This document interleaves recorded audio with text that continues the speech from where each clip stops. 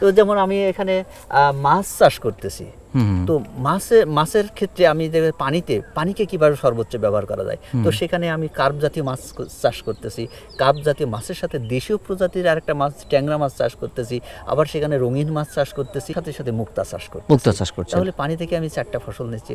আবার পুকুর পাড়ের ইউসাইড, পুকুর পাড়ের ডিসাইড আমি দুটোই ব্যবহার করছি। সেখানে আমার প্রায় 20 থেকে 25 রকমের ফল মূল সবজি কিন্তু আমার এখানে চাষ করতেছি। সৌজন্যে বেঙ্গল মিশ্র সার। সবাইকে স্বাগত জানাচ্ছি কৃষি ও কৃষকদের নিয়ে টেন নিউজের আয়োজন কৃষি ও প্রযুক্তি অনুষ্ঠানে।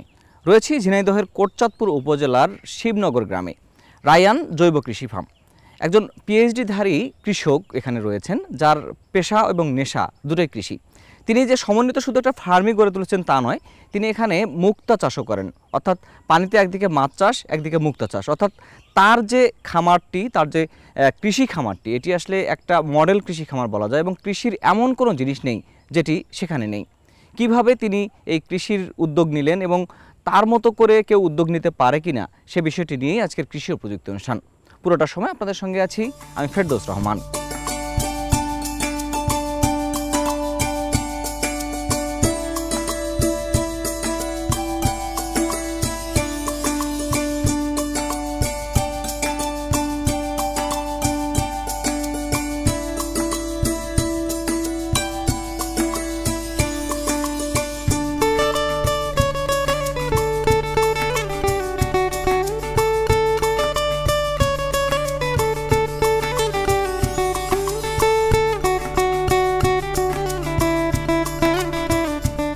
গ্রামের মেঠোপথ ধরে এভাবে মোটরসাইকেলে যিনি আসছেন তিনি একজন কৃষক, তবে সাধারণ কৃষক নন।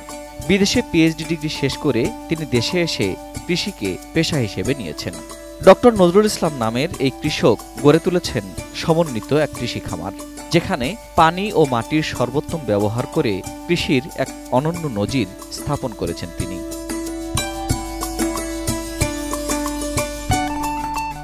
ঝিনাইদহের কোটচাঁদপুর উপজেলার শিবনগর গ্রামে ডক্টর নজরুল তার প্রতিষ্ঠিত রায়ান জৈব কৃষি প্রকল্পে সমন্বয় ঘটিয়েছেন আধুনিক কৃষি প্রযুক্তির সঙ্গে নিরাপদ চাষ কৌশলের। তার কৃষি খামারে সারা বছর উৎপাদিত হচ্ছে ক্ষতিকর কেমিক্যাল মুক্ত ফল ও ফসল। পুকুরে মাছের সঙ্গে চাষ হচ্ছে মুক্তার।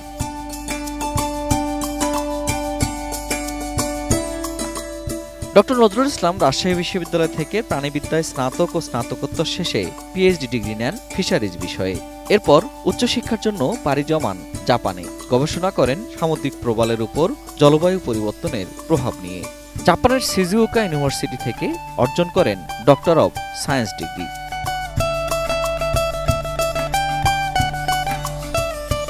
দেশে ফিরে তিনি যোগ দেন আন্তর্জাতিক সংস্থা জাইকাতে। করোনা মহামারীর সময়ে সেই চাকুরি ছেড়ে হয়ে যান পুরোদস্তুর কৃষক। গ্রামে 3.3 একর জমিতে গড়ে তোলেন রায়ান জৈব কৃষি প্রকল্প। ঋতু বদলের সঙ্গে সঙ্গে রূপ বদলায় ডক্টর নজরুলের নন্দনকানন। একটি ফসলের পর ফিরে আসে আরেকটি।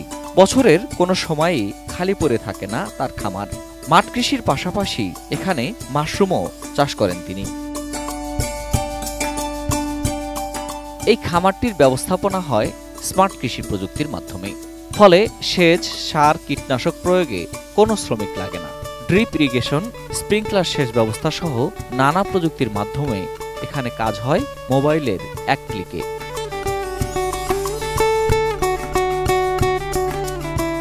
কৃষির এই চর্চা কেবল নিজেই করেন না ডক্টর নজরুল।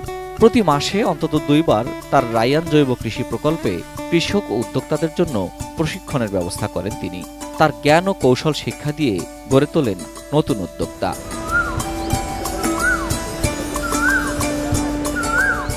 নানা রকম পাখির কলরবে মুখর থাকে নজরুলের রায়ান জৈব কৃষি প্রকল্প। এখানে এলে শুধু লাভজনক ও আধুনিক কৃষির সঙ্গে পরিচয় হয় না, দেখা হয় নানা প্রজাতির পাখির সঙ্গেও। বাণিজ্যিক আর মুনাফামুখী কৃষির এই যুগে লাভের পাল্লা ভারী করতে গিয়ে প্রকৃতির বিরুদ্ধে চলে যাচ্ছে অনেক কিছুই। সেখানে রায়ান জৈব কৃষি প্রকল্প হাঁটছে প্রকৃতির সঙ্গে সহাবস্থানের পথে। ডক্টর নজরুল ইসলামের মতো উচ্চশিক্ষিত স্বপ্নবাজ কৃষকরা মানুষকে দিয়ে যাচ্ছেন উত্তম কৃষি চর্চার পাঠ।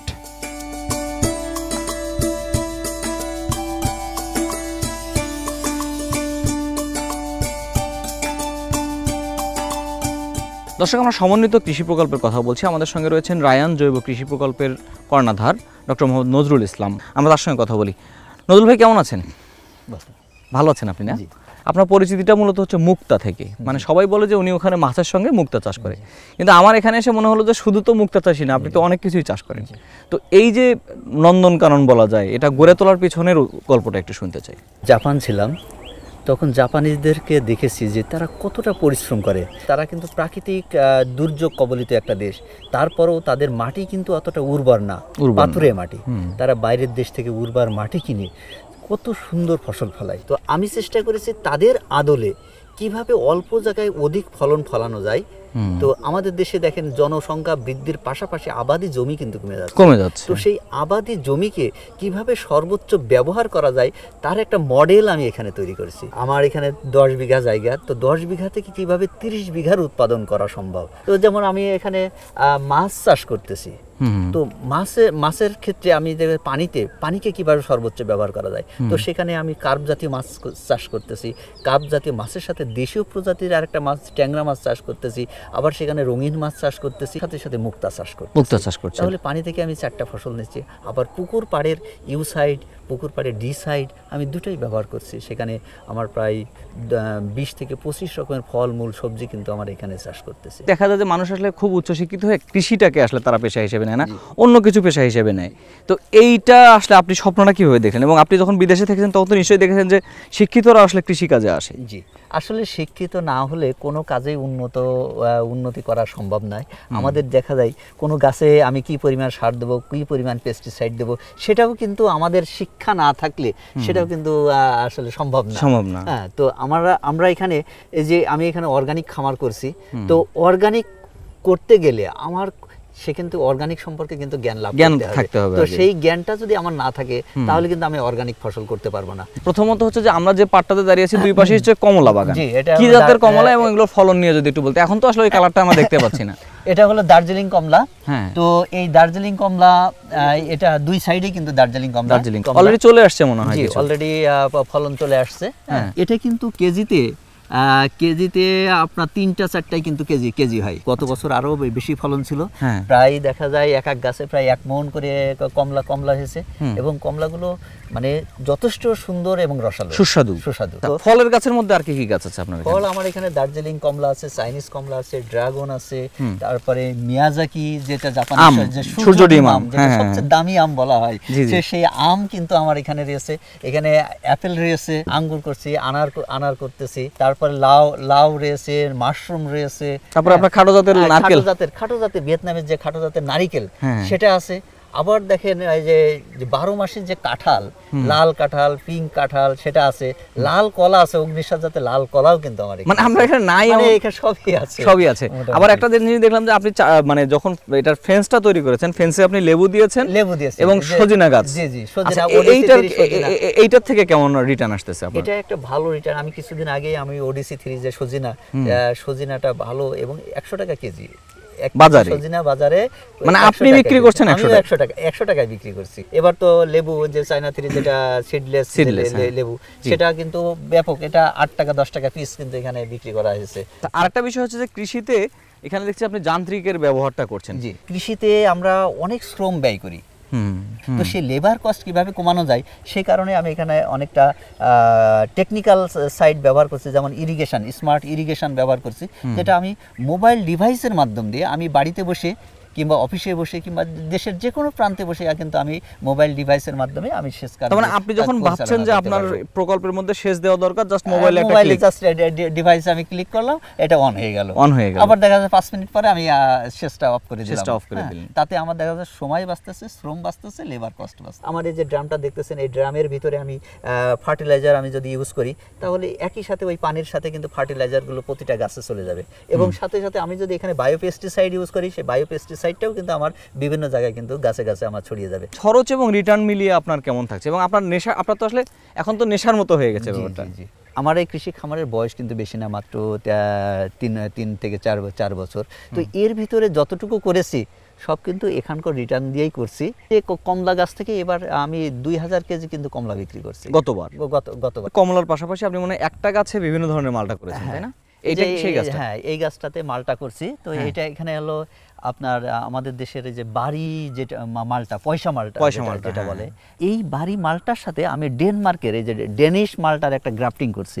এটা হলো ডেনিশ মালটা। এটা অনেকটা স্মুথ এবং একবার হলুদাবো একটা কালার আসে যে শুরুতেই, এবং বাজারের একবার অরিজিনাল যে বাজারের যে আমরা যেটা কিনে খাই আমদানি করার মতো। হ্যাঁ, তো সেটা দেখেন এই যে ছোট্ট একটা ডাল আমি এখানে গ্রাফটিং করছি, সেখানে কিন্তু এই কমলাটা হচ্ছে। তো এটাও একই গাছে আমি 2 রকমের কমলা। এটাতে আপনি বলছেন যে আপনি আরো কয়েকটা জাত এখানে দিবেন? হ্যাঁ, এখানে আরো কয়েকটা জাত দেব, বিভিন্ন দেশের, পাকিস্তানি আছে, তারপরে হলো ডেনমার্ক আছে, আফ্রিকান, সাউথ আফ্রিকান আছে। মালটার একটা প্রবলেম হয় আমাদের দেশে, সেটা হচ্ছে যে মালটাগুলো যখন হলুদ হয়ে যায় ভিতরে রস থাকে না। এইটার কেন হয় বা এটা সম্ভবত এটা আমাদের গাছের যে রুট, গাছের একটা সমস্যা, যে আমরা কোনটা থেকে আসলে রুটটা নিচ্ছি। তো মূলত এটা আমরা ওই যে বাতাবি লেবুর রুটটা আমরা ব্যবহার করি। তো আমরা যদি অরিজিনাল এটার বীজ থেকে যদি রুটটা নিই, এটার বীজ থেকে চারা তৈরি করে, মালটার বীজ থেকে আমাদের অরিজিনাল প্যারেন্টস যে গাছটা সেটা তৈরি করতে হবে। ওডিসি 3 সজিনা এটা কিন্তু 12 মাসি, এবং এটার যে ফলনটা ব্যাপক ফলন হয়, এবং এক একটা সজিনা প্রায় 2 হাত পর্যন্ত। এখানে ধরে আছে দেখতেছে, প্রায় 1.5 হাত 2 হাত হবে। এই যে দেখেন, এটা কিন্তু ফলনটা অলরেডি হারভেস্ট করার উপযোগী হয়ে গেছে। এই যে দেখেন, আবার দেখেন এইখানে এই যে ছোট নতুন করে আরেকটা, এই যে নতুন ওখানে একটা বড় আছে, নতুন এই যে সাজিনা আছে, ওই যে উপরেও ধরেছে, আবার এই যে এখানে ফুল চলে আসছে। মাল্টিপারপাস ইউজ আছে, ল্যান্ডের যে সর্বোচ্চ ব্যবহার সেটা কিন্তু আমার এখানে। এবং আপনি বলছেন যে এখানে এই যে এখানে একানি, এই যে আদা জাতীয় যে মশলা জাতীয় যে ফসল, এখানে কিন্তু একানি লাগিয়েছে। ওই পাশে দেখলেন বস্তায় আদা কিন্তু চাষ করতেছি, আবার হলুদও করতেছি।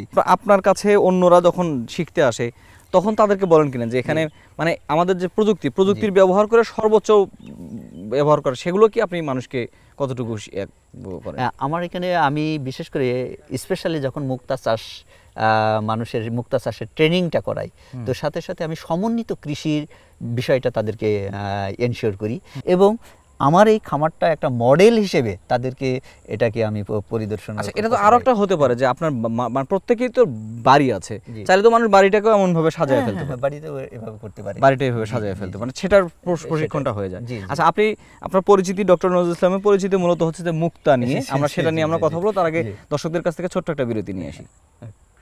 দর্শক, আমরা কথা বলছিলাম ডক্টর নজরুল ইসলাম, যিনি আসলে একটা সমন্বিত খামার গড়ে তুলেছেন, এবং তিনি নিজে শুধু খামার করছেন না, যারা তার কাছে আসছেন প্রশিক্ষণ নিতে তাদেরকেও তিনি খামার সম্পর্কে ধারণা দিচ্ছেন।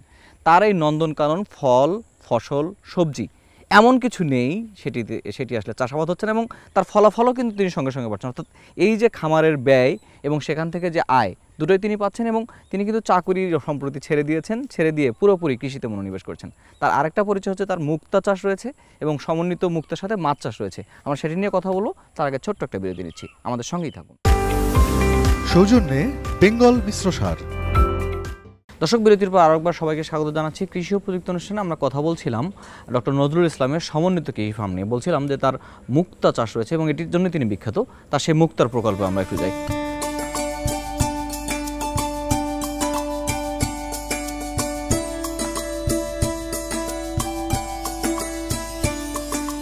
নজরুল ভাই, এইখানে হচ্ছে যে আপনি তো পুকুরে মুক্তা চাষ করেন, আবার এখানে মুক্তা রাখা হয়, মানে এটা হচ্ছে যে হাউজে করা। হাউজে এটা কি সিস্টেমে করেন? না, এখানে মূলত এটা একটা গবেষণাগার। এখানে মূল মুক্তা চাষ করি আমি হলো পুকুরে। তো এবং দুইটা পুকুর আছে, একটা আমরা ব্রিডিং এর জন্য ব্যবহার করি, আর একটা আমি চাষের জন্য ব্যবহার করি। ওখানে উন্মুক্ত থাকে। তো এখানে মূলত আমি কিছু পরীক্ষামূলক যে ঝিনুকগুলোতে আমি মুক্তা চাষ করি, যে সেখানে কালারেশনটা কেমন আসছে, কোনটাতে আমি কোন ধরনের মুক্তা চাষ করব, তো সেইগুলো পরীক্ষা নিরীক্ষা করার জন্যই মূলত এই গবেষণাগারটা তৈরি করা। ফিশ কাম পার্ল কালচার, একই সাথে মুক্তা এবং মাছ দুটোই কিন্তু আমি এখানে চাষ করতেছি, এবং এখানে দেখা যাচ্ছে কালার ফিশও কিন্তু এখানে করতেছি। হ্যাঁ, তো এখানে দেখেন আমরা কিন্তু এই যে ঝিনুকগুলোকে এই যে এইভাবেই কিন্তু পানিতে আমরা ওখানেও কিন্তু এইভাবে রাখা হয়, পুকুরে রাখা হয়, মানে এইভাবে ঝুলিয়ে রাখা হয়। তো পানির এখানে একটা ফ্লটিং দিয়ে পানির নিচে আমরা 1.5 ফিট 1.5 ফিট নিচে, অর্থাৎ 1 হাত নিচে কিন্তু পানির ভিতরে এই ঝিনুকগুলো আমরা রেখে দিই। তো সেটা অপারেশন করার পরে তো এখানে দেখেন একটা বিশেষত্ব, কিন্তু এখানে কিন্তু মাটির পাত্র ব্যবহার করা হয়েছে। তো মাটির পাত্র এক সময় দেখেন, বিশেষ করে আমাদের অঞ্চল, বিশেষ করে ঝিনেদা, যশোর, চুয়াডাঙ্গা কিন্তু অনেক হাই টেম্পারেচারের একটা জায়গা। তো আমি ঝিনুকের জন্য কিন্তু একটা এসি ঘরের ব্যবস্থা করে দিয়েছি। মুক্তা কিন্তু কোনো খনিজ পদার্থ না, ঝিনুকের একটা ক্ষত। তো ঝিনুক যখন সাধারণত পানিতে যখন চলাফেরা করে, তো চলাফেরা করার সময় যদি কোনো জীবাণু, ফরেন পার্টিকেল, কোনো বালুকণা বা কোনো জীবাণু যদি শরীরে চলে যায়, তখন তাদের ভিতরে একটা যন্ত্রণা অনুভব হয়। সেই যন্ত্রণা থেকে লাঘব পাওয়ার জন্য তার শরীর থেকে তার নেকার যে নেক্রিয়াস লেয়ার থেকে নেকার সিক্রেশন করে। সেই সিক্রেশনটা সেই বালুকণাকে চারিপাশে দিয়ে একটা ঘিরে ফেলে, একটা প্রলেপ তৈরি করে দেয়। সেটাই মূলত একটা মুক্তা, সেটাই হচ্ছে মুক্তা। তো আমরা বৈজ্ঞানিক পদ্ধতিতে ইনডিউস প্রসেসে ঝিনুকগুলোকে আমরা অপারেশন করি, অপারেশন করে এই ঝিনুকগুলোকে আমরা কিন্তু কালচারে দিয়ে দিই। তখন কিন্তু প্রতিটা ঝিনুকে কিন্তু মুক্তা হয়। তো যে এই যে ঝিনুকটা, এই শেলটাকে আমরা ওপেন করার চেষ্টা করি, ওপেন করে এটাকে বলা হয় স্টপ। 8 মিলিমিটার কিন্তু আমরা ফাঁকা করব। হ্যাঁ, এর বেশি করব না, এর বেশি কিন্তু করব না, করলে ঝিনুকটার ক্ষতি হবে।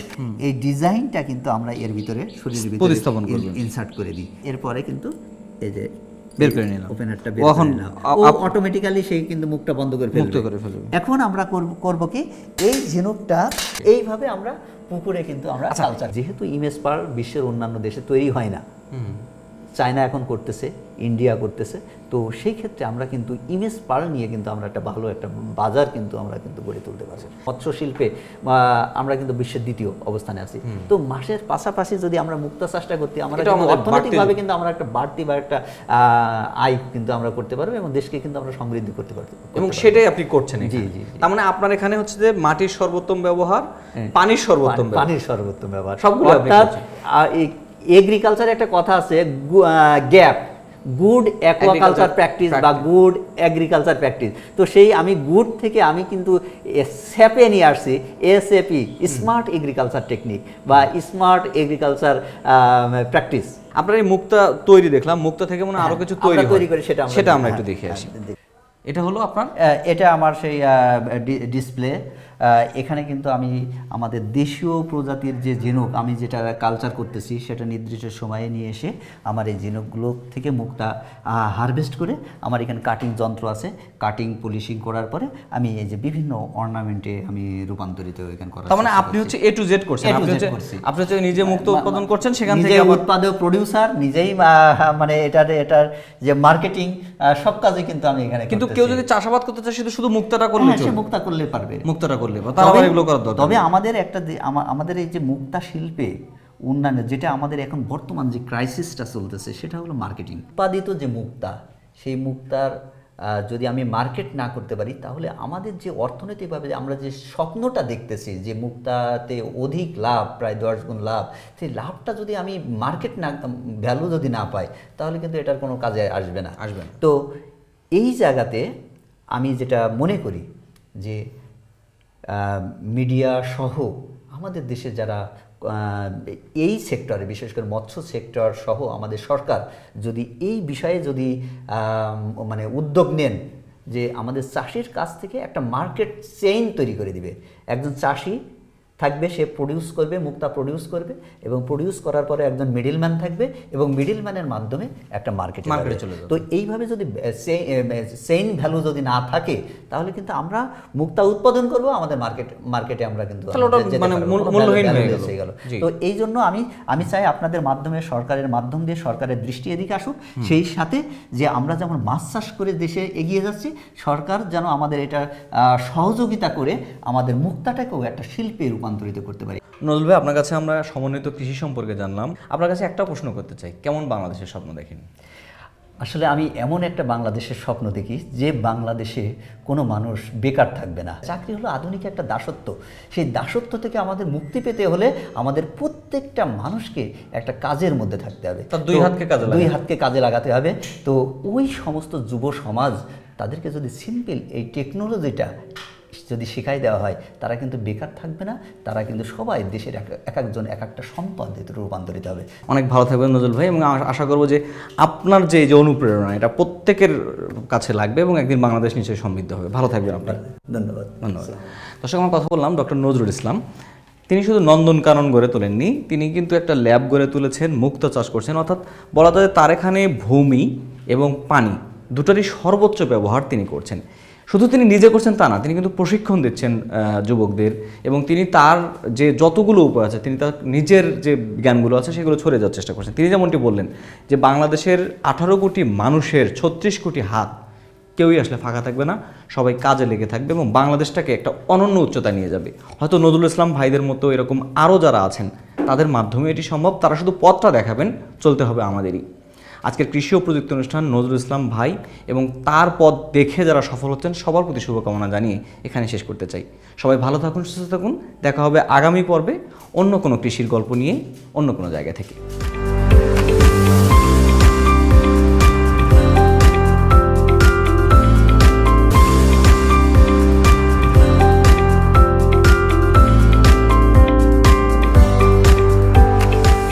সৌজন্যে বেঙ্গল মিশ্র সার।